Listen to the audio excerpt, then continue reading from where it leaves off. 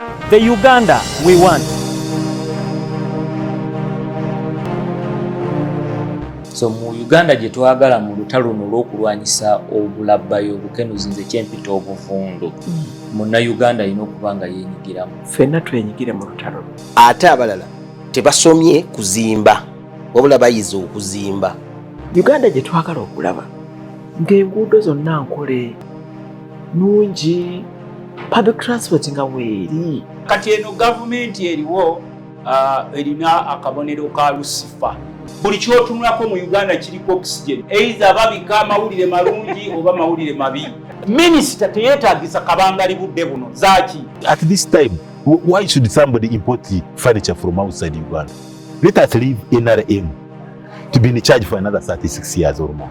I really want to see a Uganda that believes in the rule of law. If you have a constitution in place, follow it to the letter. Don't change laws just because you want them to favor you. Kuba njagala omanye nti obugagga bwonna Uganda bwe yeeyagaliramu buyita waffe ku ttaka lyaffe.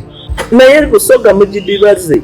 How can a referral hospital refer you to a private clinic? The Uganda we want buli muntu ateekwa okumanya nti I am a stakeholder, nkwatibwako si kwesuulirayo gwa naggamba. Uganda oyinza okukakana nga mwe mulina ba graduates aba university nga bangi okusinga ebungereza. Mwe mufokasinga nnyo ku degree.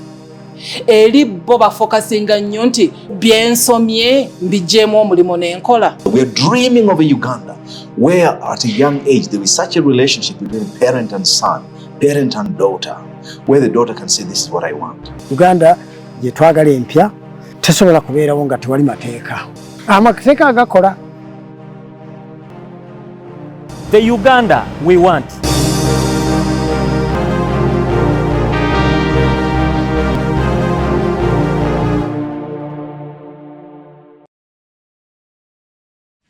Mbaniriza mu program Uganda gye twagala, the Uganda we want.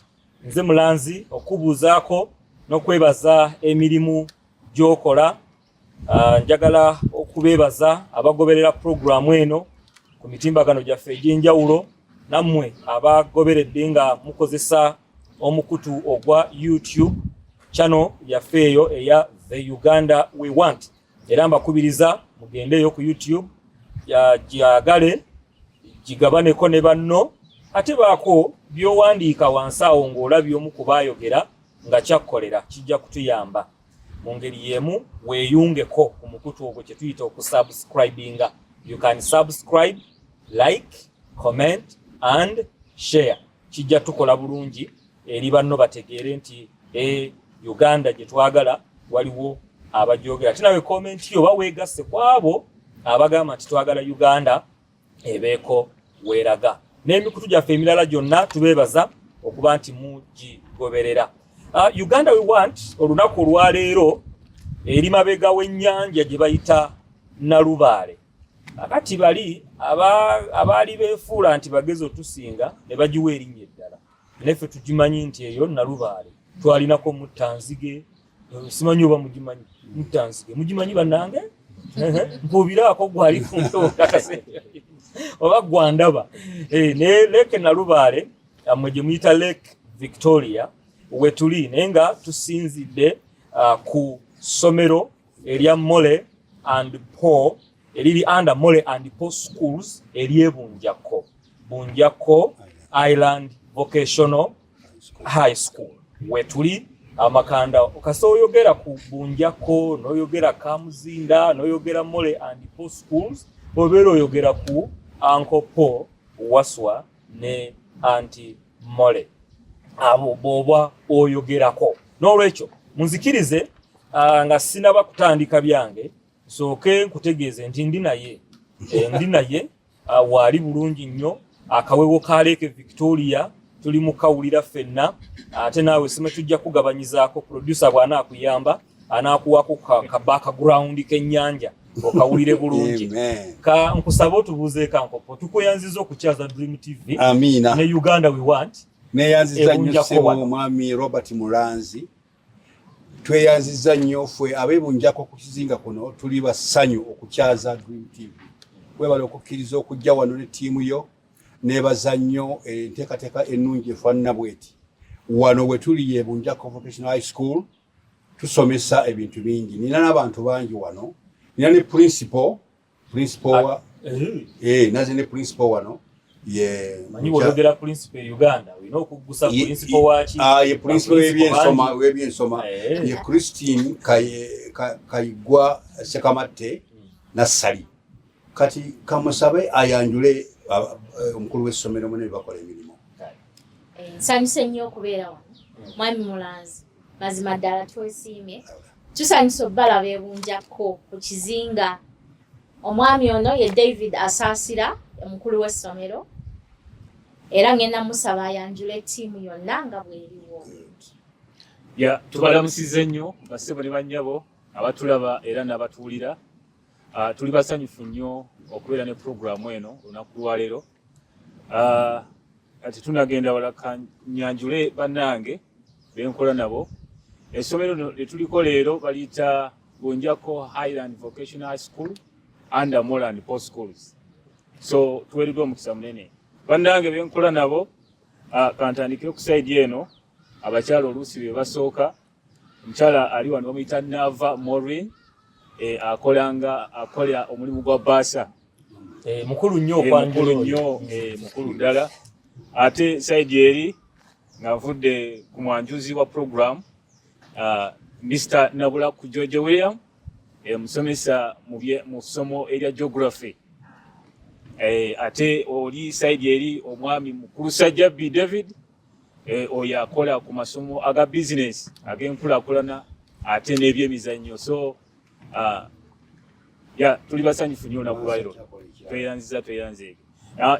Katono nnyo Basa ono kyakola ekirala ayambako ku bya skilling okutendeka abaana baffe emirimu egy'emikono okutunga okuluka n'ebintu ebirala. So naye ofiisi yagitegeera bulungi.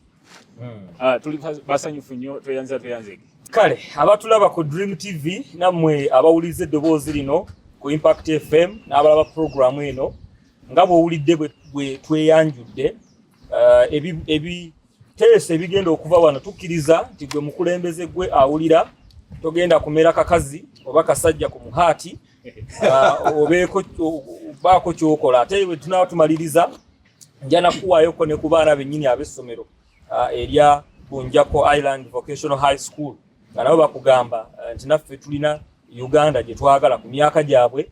Kati abo bo ate tubaagalira ddala boogere kubanga bwe banaamalira okusoma nga gye balimu nga bali mu kweyagala tujja nabo kubafuna. Naye kati nga bwe tweyanjudde bwe twagala tuwulirize Uganda gye twagala okulaba. Ankopo ye ajja kumaliriza wali bonna agamba atandike kati programu eyinza okuggwera wano kati fe obugomo obutono katusooke tukube n'eddoboozi liveemu ate awo Ankopo ajja kubanga ajja. Njagala kutandika ne munnabyamizannyo. Munnabyamizannyo atubuulire ye Uganda ki gy'ayagala okulaba. Mwami Sajjabbi. Bw'obeera eno e Bunjako kilomita ndoza ziringa 15 okuva ku Masaka Road. Bwemba nasoma bulungi geography. Wadde master wano si yansomesa George William naye omusomesa yansomesa geography ekibalo ya campus yaginkubira bulungi. Kilomita 15 okuva ku Masaka Road nojja kusomera eno. Bwe twogera ku byemizannyo gulabanga waliwo ekyetaaga okukola oba buli kimu kiri bulungi. Sanyuse nnyo presenter Robert. Linnya lungi nnyo Robert. Wanu naye mukwano gwange bamuyita Robert. Musajja mugezi nnyo nga gwe. Neyanza nnyo kubanga nawe musajja mugezi. Abatulaba amanya Sajjabbi David. Ndi musomesa wa business ate munnabyamizannyo. Presenter abuuzizza ekibuuzo Uganda empya yandibadde efaanana etya. Uganda n'empya nze nga bwe njiraba tuli ku kizinga ffe wano bakiyita Bunjako Island. Naye ebyemizannyo mu butuufu bibulamu nnyo okusinziira ku mbeera gye ndaba ekitundu engeri gye kitambulamu ne Uganda okutwaliza wamu. Mu Uganda enkadde gye tulimu nga tunatuuka mu mpya gye twogerako ebyemizannyo tebikwatiddwa bulungi. Byogerwako bwogerwa naddala mu curriculum empya gye twogerako essaawa eno gye tusomesaamu abaana titugenda kukozesa nnyo ebyemizannyo abaana bayige ebyemizannyo n'ebikoma kwogerwa bwogerwa nti kati essaawa eno oba onoonya ebisaawe mu Uganda gy'otunuulira tetuwezaamu na bisaawe 2 oba 3 bituukiridde ku mutindo gwa nsi yonna gusobola zannyibwamu byamizannyo so ng'oba oli awo kyandibadde kituyambako nnyo okuzimba Uganda yaffe singa abaana balina we bazannyira emipiira gyabwe ffe kati ng'otunudde wano ku kyalo kye tuliko oba ekizinga kye tuliko ekyalo kyonna kikozesa ekisaawe kyaffe tulina ekisaawe kimu ekyalo kye kikozesa waliwo ekisaawe kyonna kiri standard bantu kwe basobola kuzannyira emipiira ekyalo kikozesa kisaawe ekyo kikozesa kisaawe kyaffe ate oluusi nereke nalo balegamba nange njagala kuzannya mukko mu ate nayo neewamba nayo nereeta abazannyi baayo bawoota tufuna okusoomoozebwa ebiseera by'enkuba era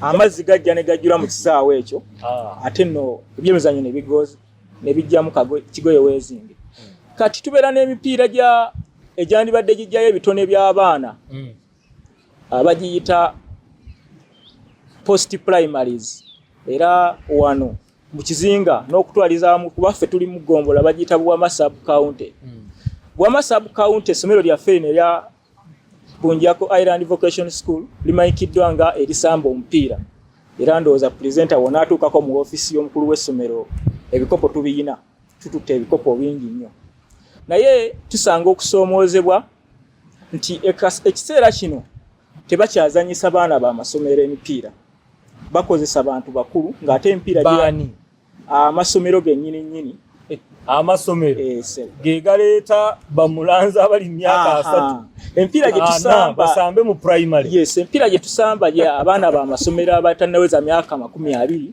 ne tusanga okusoomoozebwa gye tugenda otutuukayo okuparticipatinga mu mizannyo egyo nga bakozesezza abantu abakulu ne bazannya emipiira gy'abaana abato ekintu kino kitambudde nali ndaba ne ku TV awo nga ndaba kuba national zaali lira era waliyo okulwanagana ku nsonga zino so mu Uganda empya nandisuubidde nti bandiggyewo embeera eyo nti wegibanga emipiira gy'abaana b'amasomero gibeerenga gy'abaana b'amasomero essebo post primary zino ani azivunaanyizibwako ennaku zino edda yali Coca-Cola yategekanga emizannyo gino naye ennaku zino abasomesa ab'amasomero basalawo betegekera emipiira gyabwe so ne ministry ey'ebyenjigiriza n'emizannyo yeeyingiriramu wa ministry ennaku zino ekirimu naye era kikyabulamu okutereera kubeera bakyakozesa bo bagoberera ffeno bye tubawa kuba bagezezzaako okuyiiya okulaba nga bajjawo ekintu ekyo naye amasomero gennyini gakyalimu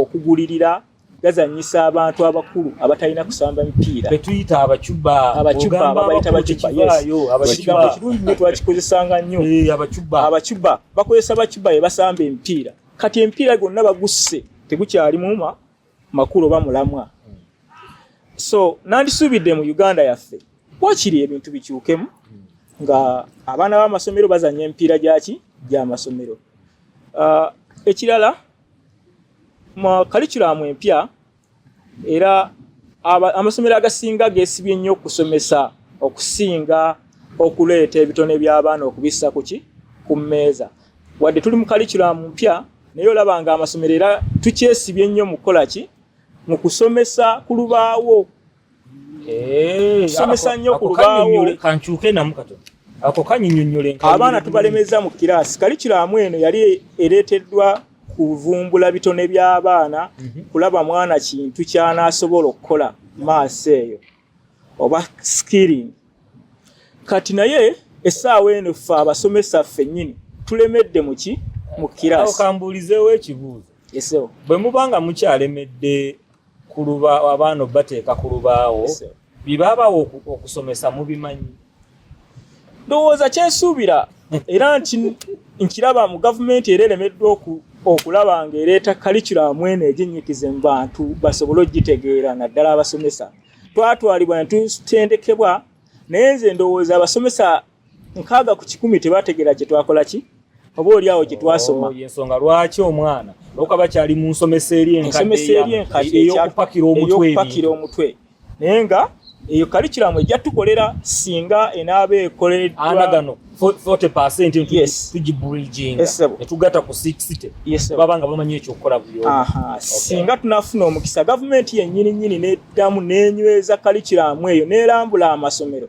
kuba kalikiramu yagireeta naye gavumenti yennyini eremeddwa okujja okulambula amasomero erabe ebikola ki ebintu ebitambula basigadde mu ofiisi zaabwe tebazze kulambula bintu nga ebinakola ki ebyakolera ndowooza nandisuubidde Uganda yange singa enaatuukako ebyo ebintu okubanga nungi katono nnyo bw'ogamba ebisaawe bannabyamizanyo tukitegeera tulina Mandela National Stadium Dr. Lawrence Mulindo alina ekisaawe Fufa alina Kadiba ali mu kumumaliriza Kaliddubi ebadde nkayise Kadiba Kaliddubi tulina Nakivubo wa Mwami Ham tuli kuzimba Kyambogo tuli mu kuzimba Hoyimeeyo waggulu eri nayo muno olaba mbimanyi n'okubimanya kati ate amasomero go gayingirire wakubanga osanga kati omuntu nga wabaddewo wooteri ne bateekawo essomero wabaddewo bijja ne babijjawo ne bateekawo essomero 5 ku 10 oli n'akolamu essomero kati bo abatandisi b'amasomero tobatya kubanga ye yankopa ekyo yakivaamu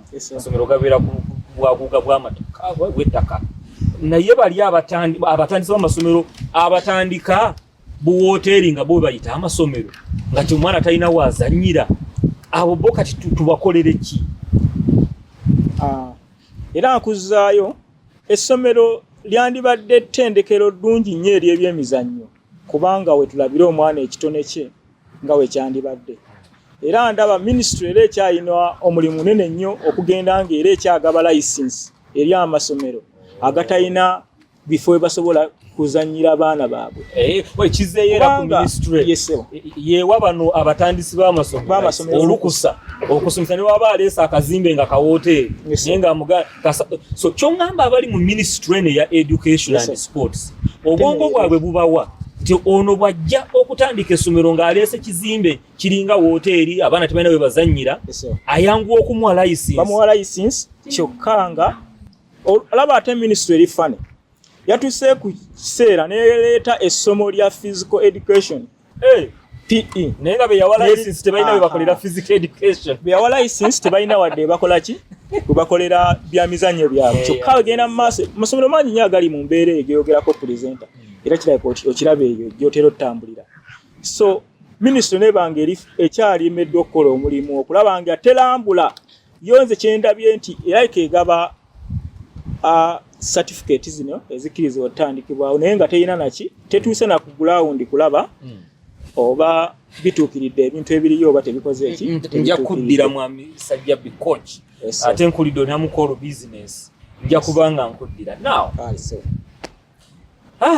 bansaba mukulu mu buli kitongole kyonna naye mpuliddemu ennyingo gy'alina eya skilling ntera nnyo okuwuliriza mwami Museveni oyo ng'ayogera era ennaku si nnyingi nga muwulidde ng'ayogera n'agamba nti ezimu ku priorities gavumenti ye zeegenda okutunulira mu kiseera kino kuliko okusikiiringa abavubuka.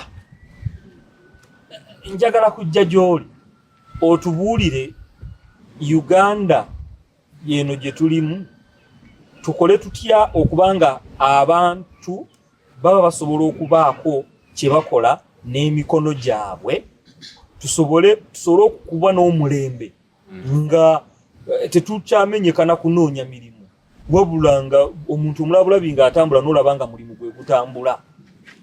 Nzindalo guliwo. Nsanyuse nnyo okubandiza speaker waffe neyanziza nnyo okumpa omukisa guno era tubasanyukidde balaba ebunjako Highland Vocation High School. Amanya agange bampita Nava Maureen era nga nzaakulira okuskiringa abaana mu ssomero lyaffe eryabunjako Highland. Nebaza nnyo ku lw'omukisa guno ekintu nga Uganda empya ekintu kya skilling kirungi nnyo mu baana. Skilling kye kisoko tunyunyule. Skilling kye kikotu kyafuuse na kya Luganda nesigaba mu yonye ennukuta ezigatte kigambe naye tugamba skilling. Skilling kye kintu kale mu Luganda oba okuyiga ebintu eby'omutwe okukola ebintu eby'omutwe naye ng'obikozesa ngalo zo ng'obikozesa n'obwongo obwo ogatto obwongo n'engalo yesebo ekiri eno kivaayo ne kijja wano mu ngalo yesebo kubanga abamu waliyo n'abalala nga basobola okukozesa ebigere nga talina nakola ki n'angalo naye ng'akozesa ebigere kati ekintu kino gavumenti yakyogerako mu masomero nti abaana balina okuyiga ebintu ebimu kubanga abaana balina talent nyingi oyinza okusomesa omwana naye ng'ava ewaka oluusi muzadde we yamuyigiriza ebintu bingi alina ebintu amanyi okufumba ng'amanyi okusamba ekyalaani n'okufumba naye yinza okuba sikiru esobola okuba sikiru ekitegeeza kati bwe ngenda n'endya emmere nga tewooma omufumbi aba talina sikiru yakufumba kubanga after all oluvannyuma bwe tuba tusomye nga tewali sikiru era tugenda mu matendekero aga waggulu nga university era ne tuyiga okufumba that is catering ne tuyiga sewing that is fashion and designing ne tuyiga plumbing that is water ebyamazzi okukola ku mazzi ogatambuza electricity ebyamasanyalaze then n'ebyokukubajja kati era tugenda mu matendekero agawagulu etukola ki kati gavumenti eba eyambye nnyo omwana ono wa wansi okuyiga ebintu ebyo nti bwabeera ne bwaba tasobodde kumalayo misomo gye gino eja wansi gino gitutandikirako aba ayina amagezi agamuyamba skilling eyo alabika yajja okuwa abaana nti basobola okufuna kasende ku nsi eno gye tuliko Uganda kati eyakakati twetaganga omuntu alina byakola nga alina amagezi agakola ag'omutwe agakola ekintu ekimuleetera ku ssente oba ogenda n'osanga abaana mu kkubo beeyo mu town ng'abaana muto naye ng'atambuza kasooli ng'atambuza obunyeebwa asobola okufuna ssente ezigenda okukola ki mu Kampala bangi omuweerera baana balina baketi naye oyo kiba kitegeeza nti omuzadde talina school fees ezigenda omwongerayo kati kyava aleetera omwana oyo okukola ki okugenda ng'atambulatambula atunda afune ssente ezo naye bw'abanga asomye n'afuna skill ennungiko kati nga fashion and designing ne tutandika okwekolera engoye ezaffe nga Uganda ne tutandika kati ebintu ng'ebyo notandika okukola engatto evudde waffe wano e Uganda nga tezijja kuva bweru ne tweyongera okuzza Uganda waggulu ne tulema okubeera nga tuli dormant mu bintu ebimu byonna tubijja bweru kati buli Uganda abaana bwe tubayigiriza ebintu ebyo nayiga okutunga ekyalaani nti ne bwabeera alemeddwa ensi eno at least mutwe gwe abeerako ne knowledge gy'alina mu bitabo biri we byagaana kati n'agamba nti knowledge eno ne bwakiteeka wali tewabulayo ajja muleetera ki kyalina kukola kati ne wabeerawo n'okuba nti nno amasannyalaze omwana n'ava eno ng'ayize okukola kikuwayalinga okukola mechanic okukanika yes abaana bangi bali mu kibuga abakanika amasimu kabwaba alemeddwa eno kusoma sente ziganye kuba zo zitera okubula n'agamba mu ssomero eri mu secondary kuba ne primary kyekimu nayigayo akantu ogenda osanga omwana ng'alina talent oba gift gy'akozesezza nga naye teyava bwakatonda naye yagiyize mu ssomero kati awo gavumenti kye yaleeta tekyali kibi naye mulimu challenge eyo yennyini gye njagala okuwulira challenge kyate kati ekirimu okiwaana nga nange mmatidde bulungi nnyo otandise okuntwala aye kati nnekubye challenge wejjira wawano gavumenti yateekawo ebintu ebyo okubikola naye tebitaddeemu maanyi gabisupportinga kubanga mulimu abyogera bwogeza eri fetuliogaba yes yeetaaga support okubeerako okuleeta ebintu ebimu abaana bye balina okukozesa nga machines ezikola kati kangezeeko ebyalaani mu fashion nga machines eyo ne contributingira ku masomero ago ne bwe liba lya gavumenti neriba lya private neretako emisomo egiyigiriza abaana ffe tuba tubimanyi naye wabeerawo encouraging n'okubanga eyisa ebirango ebiraga nti omwana ono bw'aba tayize bya musomero kubanga mulimu abaana abasemba nti aba asobola okuyiga ekintu kino ne kimwongerayo mu maaso. So okusemba nekitegeeza nti ndi musiru.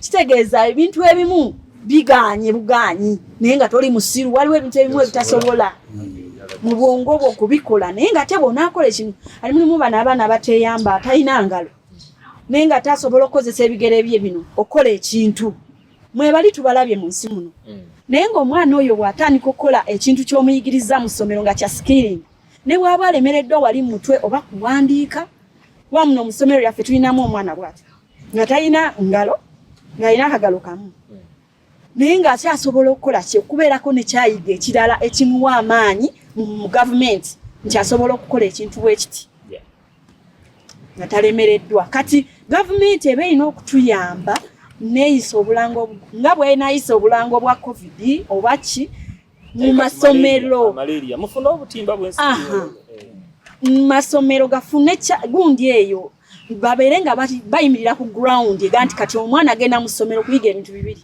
funa amagezi ag'ekitabo n'amagezi ag'omu mutwe nti bwe kiba kiganye sobola okugenda n'ensoma n'enkola kino kati skilling muyamba okubeerako mu ngalo ne bw'aba avudde ku ssomero ng'agenze mu holiday muzadde wabata kiba kibayamba abaana bano kuba tebataayaaya nnyo okukola kino wabula mu mikono gye tuba tubayigiriza ebintu bye tubayigiriza baba basobola okutuuka wansi n'akikola n'emikono gye n'akijjamu ne bafunamu ssente olwo omuzadde abajja kukola ki abajja kusanyuka n'olwo yennyini naye ali mu kufuna ssente abajja kusanyuka naye abajja kusanyuka nkweyanziza katono nnyo kubanga mu obuzibu bwe tusinga obumu bwentera okuwulira abantu bwe boogera Uganda bw'eri mu kutawanyizibwa nabo buno bujja ku kyokola kiri ekirala ekyokukwata ensimbi.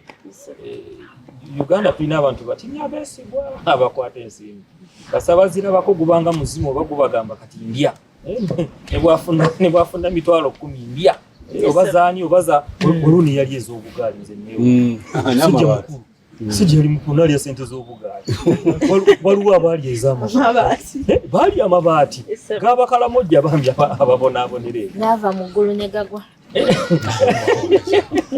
olwo ne yagasanga mu lujja ne yeekanga nagasanze mu lujja teyaloopa bamala mukwata nde nagasanga mu lujja ogasanga otyo mu lujja n'otaloopa ne nasanze ebintu bye sitategeera mu lujja ekinjagaliza okukubuuza kubanga ndaba nga oyinza okutuyamba gwe kiki ekikukoze mu kitongole kino ekya Mole and Poor Schools okuba nti essente z'essomero ozikwata bulungi otuyambe ku betuulira bye bagamba gwe watwala 5 n'oyongerako 10 simanya lwe 6 gwe watwala simanya zino gwe mabaati gwe ki obuuli awo ojja kuyambako Honorable Betty Kano ku lutalo lwaliko olw'okunoonya abavundu nze mbayita bavundu mbayita bali banguzi nze mbayita bavundu kwamba ndaba envunyu nga zibavaamu bwe baba nga bali enguzi kiki ekikukoze ggwe neyanziza mukisa guno omulala ekintu ekyo kiva ku bwesigwa bw'obanga ofunye bakuwadde obwesigwa kubanga okukwata ssente kikeme ky'amaanyi ne Bible ekyogerako bakemeddwa tubalabye kituufu naye bw'obanga olina obwesigwa ku mutima obwesigwa babugulawa nina supermarket gyenyinza okugenda ne mbugula oba edduuka nebunja buba wa Katonda buba wa Katonda n'omuntu personal gwenga gwe mu bwongo bwe baba bakuwadde okukola ekintu okikoze otya omuntu oli akikuwadde okusanyuka nti kyokola kituufu buva wa Katonda bawulidde okay now wow so mbadde nsaba kwongera ku katono ku skilling omanyi ensi egenze ekyuka luli amawanga gabadde nga buli ggwanga terimanya nnyo ggwanga ddala kirikola naye kati ensi kifuuse ekyalo kimu nti buli mwana na buli muntu yenna asobola okumanya ekitekinga place ewalala tulabyeko amawanga olwedda agatulese engeri gye gagulumingamu abaana baabwe mu bintu by'emikono tegakyali mu nsoma eno. Buli mwana wagenda kusomera alina kyolaba nga bali bize bakola.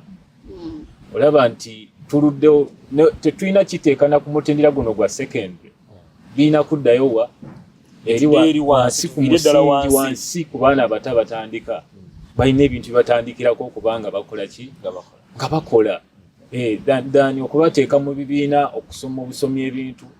Nze era enkola eno eya new curriculum twagisanyukira, ministry yakikola era yaleeta buleesi ttaala naye wakyaliwo omulimu gw'amaanyi okugizira okuteekera ddala wansi okubeera ddala mu primary ku baana abataba abatandika batandike n'ebintu bino skilling ebere nga ekola ki. Tulaba abaana abamawanga amalala basobola okukola obuntuntu obutonotono ng'olaba basobola okupanga amasaawa basobola okukola ebintu ebifaananako ebito naye ng'olaba ate Uganda tukyalakinga nnyo ebintu ebyo naye ate nga tubiraba. So twetaaga okuba nti tubyongeramu amaanyi n'obugabizi okulaba nti amasomero gayambibwako mu ngeri efaanana bwetyo. Ekyemu neeyanziza nja kuddira katono nnyo naawe simanyi kino omusomesa waffe wa geography bwagenda kukiddamu naye nze kankimuwenga bwe kiri kuba mbadde simufunanga kukimubuuza naye nga kinnuma.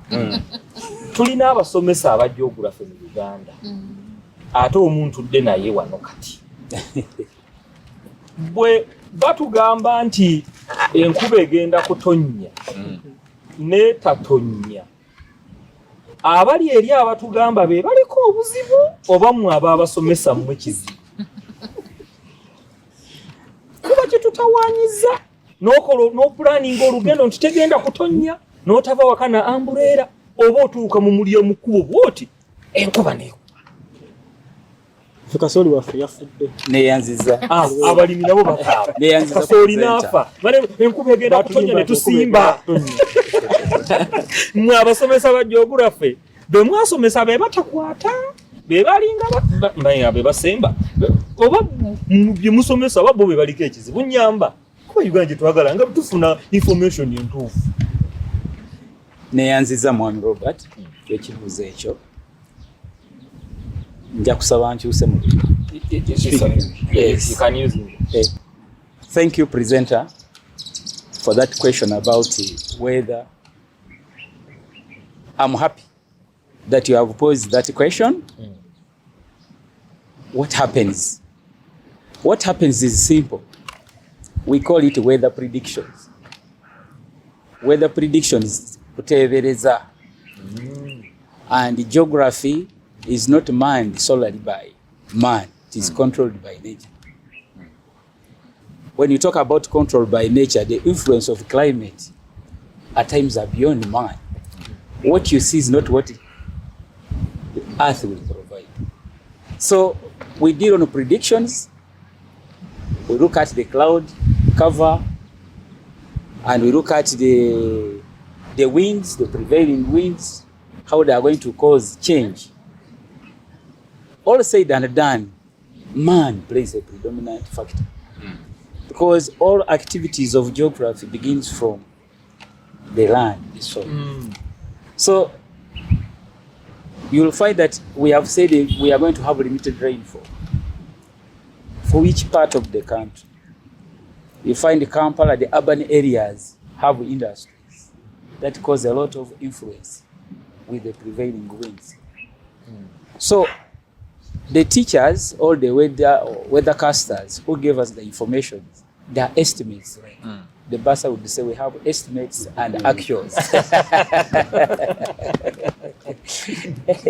Okay, thank you. Well, now, which Uganda do you want to see? Thank you for that question. Nabulak George William, a teacher of geography, seasoned. The Uganda I would wish my Bazuku, because I'm now a person following thinking of Bazuku. Yes, because the Uganda would wish to, we have already spent part of our Uganda, but where our Bazuku are going to stay. One, our country being a colonial a product of a colonial master. We have had what you call that elitist mind or elitist community. And the children, the nature of learners we have been trying to bring up are the first grade education certificate, degree, PhD. So when Nava is saying get a skill, yes, they look at themselves as failures. So Uganda will need to, for our school should be a Uganda which is inclusive, that the elitist and those who don't have the high IQ, we need to live under one globe. What is the partition? There it takes me to vocation education. I've not been to Germany, but I have colleagues and friends who are in Germany. Germany is one of the G7 countries. But if you look at their products, senior 4 is basic education. After senior 4, somebody has something to offer for the community, for the family, and the nation. And that would be the case for us. We're somehow misdirected by our colonial masters, that we're taught clerical work, that when you are not holding a physical office, you have not gone to school. You're a failure. You're a failure. My son owns an office in Moland Paul. You got the office of the DOS, got the office of the principal. But the Uganda would wish to do is, what can I offer for my country? You don't need to have an office, a room, your office. What can Uganda do for me, but what can I do for Uganda? Oh, we should ask ourselves that question. Yes. What can I offer? As a geography teacher, what can I put in place to transform that knowledge from the textbook to the ground? Yeah. And that is where the challenges are. We are talking about support. The new curriculum is mainly practical work. But we have had the challenge of financial support to inject. It's like you offering me a car, but you have not given me the fuel to move that vehicle. I remain thanking you, thank you for the car, with the key in my hands. Without driving the car. But the car cannot move without the fuel. So the new curriculum is still, it is still a baby. It's a baby in a baby. It's an offer of a car that we have. We have. But it doesn't have fuel. It doesn't have fuel. My colleague talked about the teachers having a hangover of the old curriculum, keeping people in the class. It is not their demand, it's not their desire. But now we have a challenge of, look at the stationery, the books. Because it's supposed to be participatory. The teachers will receive the name facilitator. We are supposed to facilitate learning. You look at a situation whereby you have 50 students in a class with 5 textbooks. Don't get me wrong. For us, we have enough textbooks as far as Moland Paul is concerned. Yeah, we try to contextualize as well. Yeah, but you'll find a situation whereby you have 100 students with 20 textbooks. How would you divide so that these people can come up with the child effort? That means a lesson that is 70 minutes. The time taken is going to be consumed when you have not moved the mind. So the issue of saying we have got held up in the old curriculum, it is the teachers, how could put it, we call it, principal, we call it a logistical challenge. Sorry, the word would come. I wanted to put it as being resourceful. So we have to be creative to see that learning takes place. We have time cut. 320 students are supposed to be out of class. Do what? They have project work. Many of the schools we have in the country are funded by government. That means you don't expect a cent coming from those learners. So if you are saying DIT, we are going to do tailoring, fashion and design. We are going for sports. We are going for field work. Take students around. When I talk about field work, you a person who is here in Bunjako, it is not a problem. Look at city schools within the urban areas. That schools you have talked about which are on the decimal. That means they have to move out and look for a physical environment. Like me, a geography teacher. The physical environment. Today I don't need to take my students very far. I have the lake, shores. Yeah, we used I to have skirmishes of the Gomba forest. to Kasenyi, just So for a field work. the new Uganda is the inclusive Uganda. What can one offer? Okay. That would be my time. Thank you so much. You know, I'm also a geographer. Welcome. I used to learn geography. It taught me a lot in geography. At A level, I did geography. Wow. I did all the 3 papers. Oh, Geog 1, wow, 2, and 3. But I still remember. But already touching on one element, solving problems of Solving math. problems of math. Yes. All right.